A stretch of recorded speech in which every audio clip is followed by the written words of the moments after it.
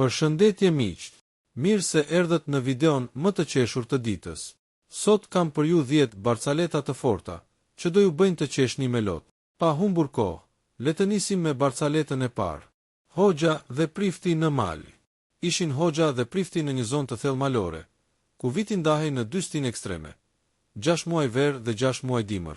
Dimri ishte aq i ashpër, me dëbor të madhe, sa për 6 muaj nuk dilje dot nga shtëpia. Një verë, duke biseduar, vendosën që dimrin ta kalonin bashk në një kasolle të ngrohtë, me ushqime, pije e muhabet. Kur rabora dhe u mbyllën brenda, çdo gjë shkonte vaj. Hanin, pinin, flisnin, luanin letra. Por një ditë, pas ca muajsh, njëri prej tyre tha: "Ore, po ne nuk po bëjmë atë punë fare." Tjetri u mendua dhe tha: "Ke të drejtë, duhet ta bëjmë." Që të vendosnin kush do e bënte i pari, luajtën tek aqif. Fitoi prifti. Pra, do ishte prifti ai që doja bënte i pari hoxhës. Sapo po afrohej momenti, hoxha thiri me zë: "O Jezu Krisht!" Prifti u tremb, u ndal dhe se bëri dot. Pastaj i erdhi radha hoxhës. Prifti pranoi, dhe sapo hoxha po afrohej, prifti bërtiti: "Allah, Allah!" Por hoxha pa u menduar tha: "Hajde, bismillah." Barcaleta 2, Gjiza e Dibranëve. Ishi një grup burrash Dibran, duke ngrënë e duke pirë, me të gjitha të mirat, mish, verë, raki, ç'të donte zemra. Pasi hëngrën mirë, u plandosën gjysmë të shtrirë, barkun plot, sytë gjysmë mbyllur. Njëri prej tyre, me zë të qetë e të ngopur, tha: "Ah, sikur ta kishim edhe pak gjizë." Ja pret tjetri direkt, i tmeruar: "Mos fol mrekullira, o burr." Barcaleta 3, Viagra dhe papagalli. Një burr, sapo ishte fejuar, dhe pas disa ditësh niset për tek e fejuara. Para se të nisej, merr me vete disa Viagra që të bënte figurë. Në rrugë takohet me ca shok, ndalen për të pirë një gotë dhe bëhen tap. Kur më në fund bërin te shtëpia e të fejuarës, para se të hyj, i pi të gjitha Viagrat me një frym. Nga vrulli hyn brenda si bombë. Fillon të vrapoj lart e poshtë, duke përdhunuar dynjan, gjyshja, halla, komshia, edhe qenin. Gjendja del komplet jashtë kontrollit. Në panik, ai vetë thot: "Duhet ta pres, nuk durohet më kjo punë." Kërkon për një thik, por s'gjen. Gjen vetëm një lim për të mprehur thikat dhe nis se fërkon. Në atë moment, papagalli nga kafazi telefonon policin. "Alo, policia. E jani shpejt, ka ardhur një i çmendur. I përdhunoj të gjithë tani është duke holluar për të ma futur dhe mua." Barcaleta 4, Gozhda dhe lopët. Një vajzë nga qyteti martohet me një zotëri nga fshati. Burri kishte shumë lopë, dhe një ditë kishte lënë takim me veterinerin për të ndërzyer njërën prej tyre. Pikërisht atë ditë i del një punë urgjente dhe i thot gruas: "Kur të vi veterineri, thuaj që është ajo lopa për ndërzim." Gruaja, e pamësuar me punët e fshatit, i thot: "Po sikur ta haroj cilën lopa." Burri merr një gozhd të vogël dhe ngul tek brirët e lopës që do ndërzyhet. Në mëngjes largohet. Më vonë vjen veterineri. "Cila lopa është për ndërzim?" pyet ai. Gruaja e shikon dhe i thot: "Nuk e mbaj mend mirë, por burri im i ka ngulur një gozhd asaj."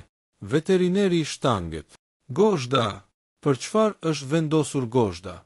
Dhe gruaja, fare e pafajshme, ja kthen: "Nuk e di, ndoshta për të varur pantallonat, zotëria juaj." Barcaleta 5, Basti kryetari dhe prifti. Kryetari i komunës dhe prifti po pinin kafe në lokalin e fshatit. Gjatë muhabetit, i zë debati: cili prej tyre kishte pasur më shumë lidhje me gra nga fshati.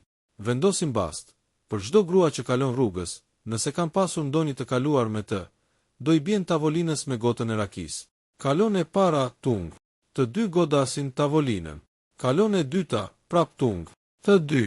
Kalojnë dhe disa të tjera, por barazimi vazhdon: tung, tung, tung. Askush s'po merrte e përsi. Papritur në rrugë, shfaqet gruaja e kryetarit bashkë me vajzën e tij. Kryetari i buzëqesh krenar dhe i bie një herë tavolinës. Prifti e sheh, qesh me ironi dhe tung tung, i bie 2 herë. Barcaleta 6, fëmia, polici dhe pellgu. Një polic po kthehej nga puna dhe rrugës, sheh një djalë të vogël duke luajtur në një pellg me ujë. Afrohet dhe i thot: "Xhaxhi, çfarë po bën aty?" "Po bëj një polic." I thot djali: Me çfarë po e bën? Me ujme dhe edhe pak mut.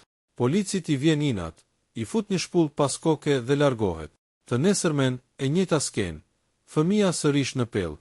Polici i afrohet. Xhaxhi, çfarë po bën sot? Një ushtar, thot djali. Me çfarë po e bën?